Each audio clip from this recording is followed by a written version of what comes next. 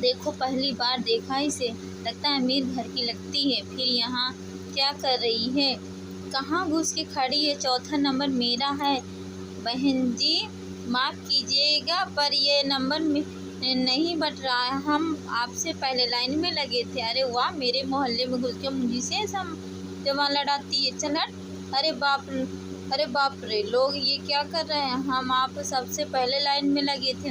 हमें प्लीज़ पानी भरने दीजिए। अरे नहीं भरने देंगे। बोल क्या कर लेगी? दफा हो यहाँ से, निकल यहाँ से, निकल। चल हमारा बच्चा। अरे तो पेट से पहले क्यों नहीं बताई? चल जाके पानी भर ले।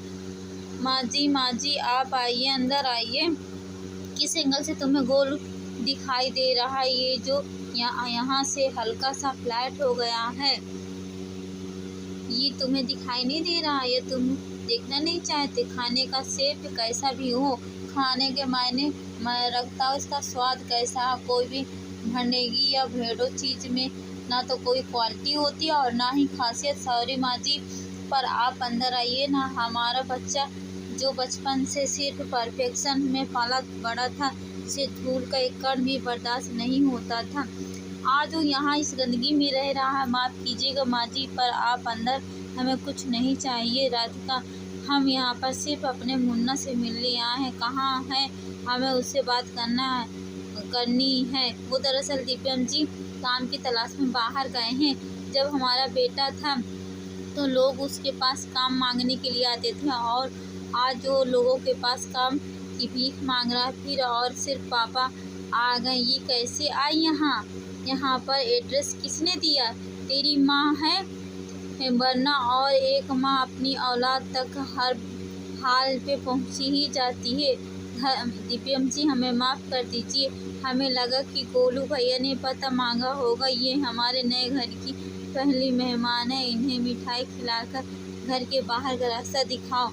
मुन्ना ऐसा गुस्सा मत बेटा करो, हमारी बात तो सुनो। मुन्ना, आज कुछ भी हो जाए हम तुझे अपने साथ घर लेकर ही जाएंगे, चाहे उसके लिए हमें कुछ भी करना पड़े। क्यों ना? तेरी हर सजा खुशी खुशी मंजूर है। आज तो हम तेरी माफ़ी लेकर ही रहेंगे। तू नहीं मानेगा ना तो ठीक है। देख मुन्ना, हमें माफ़ कर दे, बस कीजिए माँ।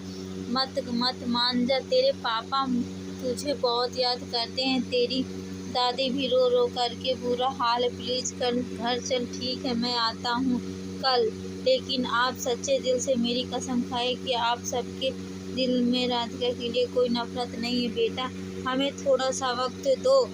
समझ गए मैं। अब आप प्लीज़ जाइए। बेटा हमारी बात तो सुन ले प्लीज़। मुन्ना रुक जा। ऐसा मत कर मुन्ना, ऐसा मत कर। हमारी बात तो सुन मुन्ना, हमारी बात को सुन। मुन्ना ऐसा मत कर, हमारे साथ हमारी बात सुन। बेटा मुन्ना, भूल कर तूने खुद कहा था ना कि हम तेरी माँ हैं और हम बहुत ज़िद्दी है। मुन्ना, जब तक तू हमारी बात नहीं मान लेता और हमारे साथ घर चलने को तैयार नहीं हो जाता है तो हम यहीं पर भूखे प्यासे अनशन में बैठे रहेंगे। कौन रहा है तू? बैचन मासी, और कैसे रहेगी? राधिका प्लीज़, मुझे इस बारे में कोई बात नहीं करनी। मुझे भूख लगी है, खाना लगा दो। हे भगवान, लगता है मौसम बिगड़ने वाला है। चलो अच्छा, कम से कम मुन्ना हमें ऐसे तड़पता हुआ देखेगा तो क्या पता हमारी बात मान जाए, घर चलने को तैयार हो जाए।